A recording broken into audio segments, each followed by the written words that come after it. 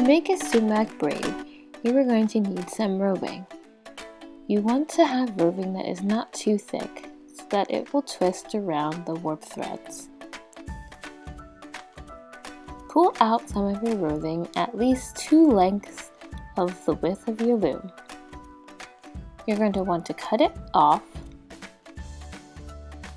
and handle it carefully.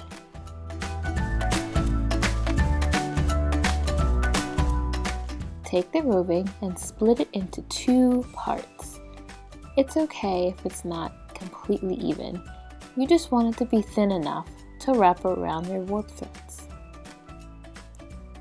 To remove excess fibers from your roving, you want to take it in each hand and twist it while you run your fingers along the length of the roving. This will remove any excess fibers and make it a lot easier to work with. Fold your section in half so that there's an even amount on each side. Pick up your first warp thread, then wrap your roving through the individual warp threads by pulling it carefully with your fingers. You want to use a pinching motion and move gently, gathering it into your hand as you pull it through. Line up the tail ends of the roving to match each other at the other side of your loom. Then, position it so that you can twist one side of it. Count over 6 warp threads. This be the spacing in between each twining of the sumac braid. Lift up the 6th warp thread. You are going to push your roving underneath it, gently pulling it through, and then pull it upwards towards the top of your loom. This is going to create the diagonal line that will make your braid look like a braid. Count over 6 more spaces of warp threads, lift the 6th one, and repeat by shoving the roving under the 6th warp thread and gently pulling it through. Then, position it upwards so you can see each diagonal piece of the roving going around the warp threads. Count over 6 more warp threads, lift up the 6th one, and pinch your roving so that you can push it underneath the thread, gently teasing it so it is pulled through the warp thread. Continue doing this across the entire length of your loom.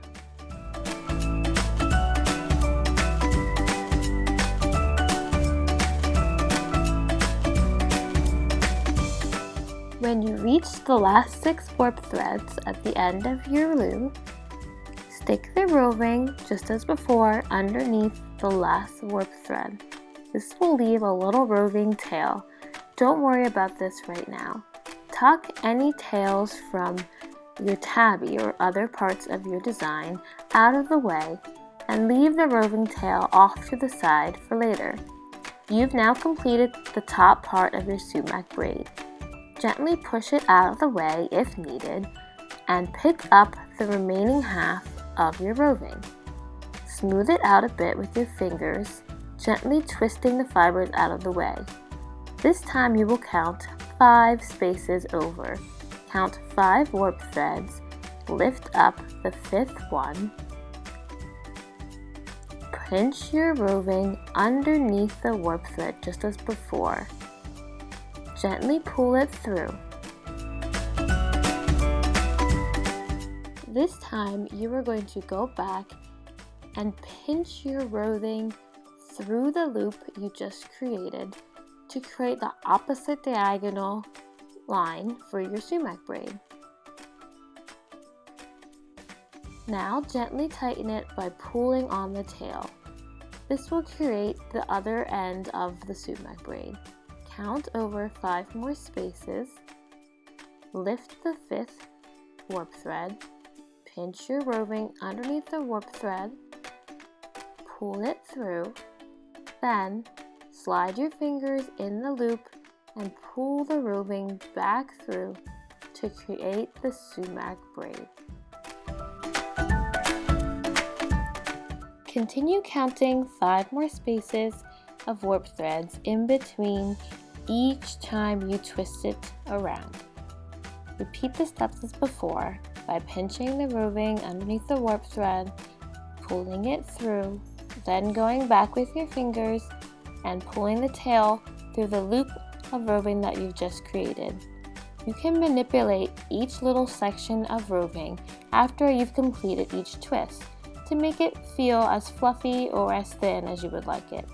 Continue counting the warp threads and twisting the roving around all the way to the other side of your loom.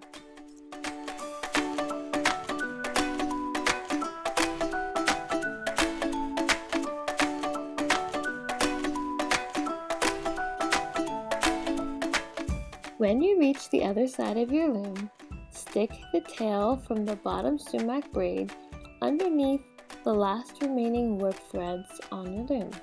Then take the top tail, twist it, and stick it back into the sumac braid underneath the warp threads. Now you have finished your sumac braid.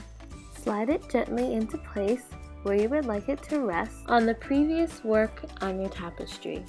Once in place, you can continue weaving your next steps of your project.